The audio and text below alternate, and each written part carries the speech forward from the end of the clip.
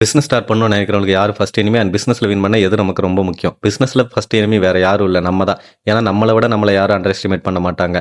நம்ம ஏதாவது பண்ணணும்னு நினைக்கிறப்ப தான் இல்லை நம்மளால இது முடியாது, நமக்கு தெரியாதுன்னு தோணும். அதனாலேயே நம்ம ஸ்டார்ட் பண்ணாமலே விட்டுருவோம். உங்களுக்கு பிசினஸ் பண்ணணும் ஆசை இருந்துச்சு அப்படின்னா, என்னால் முடியாது, எனக்கு தெரியாது அப்படின்னு சொல்றத ஸ்டாப் பண்ணுங்க. யாரோ ஒருத்தருக்காக போய் 8 மணி நேரம் நம்மளால வேலை செய்ய முடியும் அப்படின்னா, நமக்கு பிடிச்ச ஃபீல்டில் வேலை செஞ்சு அதை நம்மளால கண்டிப்பாக கற்றுக்க முடியும். அண்ட் எல்லாத்தையும் தெரிஞ்சுக்கிட்டு தான் நான் பிசினஸ் ஸ்டார்ட் பண்ணணும் அப்படின்னு நினைச்சீங்கன்னா அது கண்டிப்பாக எப்பவும் நடக்கவே நடக்காது. ஏன்னா நீங்கள் என்னதான் கற்றுக்கிட்டு பிசினஸ் ஸ்டார்ட் பண்ணாலும் அது எல்லாமே ஃபீல்டில் வேலையே செய்யாது. ஸோ உங்களுக்கு பிசினஸ் ஸ்டார்ட் பண்ணணும் அப்படின்னு தோணுச்சுன்னா நீங்கள் எந்த ஃபீல்டுன்னு சூஸ் பண்ணிட்டீங்கன்னா சின்னதாவது ஸ்டார்ட் பண்ணிடுங்க.